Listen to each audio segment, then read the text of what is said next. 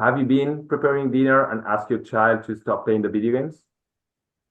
Did it work? If it worked, lucky you, that's a miracle. Most of the time it doesn't work, right? Why? Because they are playing something that's very rewarding for them. And going to have dinner is usually not the most rewarding thing, right? Especially if I'm the cook.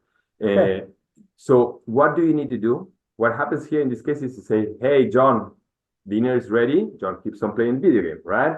So what do you do next? John, dinner is ready. What happens? John keeps on playing. So what do you do next? You shout, you scream louder, right? And suddenly you get annoyed and go and you turn off the video abruptly. And John gets super annoyed with you because you need to prevent that cycle. What do you need to do? Stop dinner, go there, get the eye contact, and then say, turn off that video game. Once he turns off the video game, reinforce for that, and now let's go have dinner and stay there. If you leave, they will turn it on again, right? So you need to supervise. These are kids that get very rewarded by what they are doing. So this is a very important tip, right? So here we'll do the same activity as before. Antecedents, stop jumping on the bed. Is this a good instruction or not? Let's say that your child is jumping on the bed and you're afraid that they may bump their head or something like that. Telling them to stop jumping on the bed is good or not? No. It may work, but it's not ideal, right? Let me share a story. My child was jumping on the bed. I told him, stop jumping in the bed. Guess what he did? He started running on the bed. Stop running on the bed, right? What did he do? He started dancing on the bed. So I got super angry. Stop dancing on the bed, right? And he started like balancing on the bed. And I was about to kind of, and then I remember I'm a child psychologist. I said, sit down. And he sat down. Right? So I always share this experiment because he was actually doing what I asked him to do.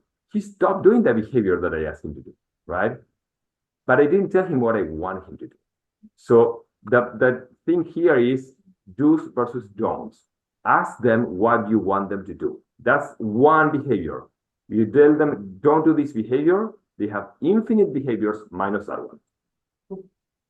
Make sense? So this is a lifesaver instruction, especially for younger kids, right?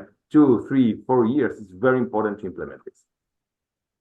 Okay, let's see this one. Finish your video game. It's effective or ineffective? Ineffective most of the time, right? Because why? They never finish it, right?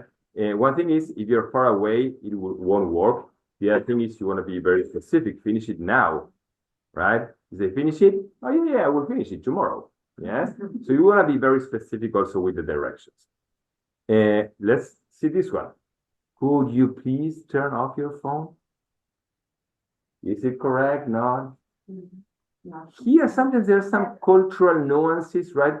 But here you ask them if they could do it. I cannot do it because I have this video game that's very important, right? I cannot do it because I'm chatting with my friends and that's the most important thing to do in my life, right? So you're giving them the option to say no. So the idea is to give it as a direction, not as a choice. Yes. And let's see this one. When you're done with your homework, remember to do your chores. Effective instruction or not? Depends on what? On the scenario? Based on you have like close enough, like to say like eye contact, like how the way how you talk to your child within the cultural distance. Yeah. Let's remember these are general guidelines. There's going to be always some nuances, right? Yeah. With older kids, this may work. With younger kids, probably not. But one thing that you want to avoid with kids that have challenging behaviors is to give them many instructions at the time. They will forget them, right? Or if I ask you, let's say that your job comes and gives you a list of all the things that you need to do, right? How would you feel? You may feel overwhelmed. You don't want to do it. Or you start doing one and then you forget the other one. So you give one instruction at a time. The younger the kid, the more important this tip is. Okay, let's see this one. One thing that you want to avoid is command storms, right? If you're having challenging behaviors at home, probably your child hears you saying things such as don't do this, don't do that, be good, be nice, like 100 times in 2 hours versus a kid that doesn't have this challenging behavior, they may hear you only 3, 4, 10 times, right? And what this happens is it's kind of contaminate the air in the room, right? If you're always kind of giving instructions on what they should do or not do. So you want to be selective about the commands that you give. Okay, so here we have the summary, do's versus don'ts. State it simply and concisely. Be directive, not a question. One instruction at a time, and gentle tone of voice, of course, right? Food for thought. Maybe you want to think, okay, what are the few instructions that I can start giving in a more effective way?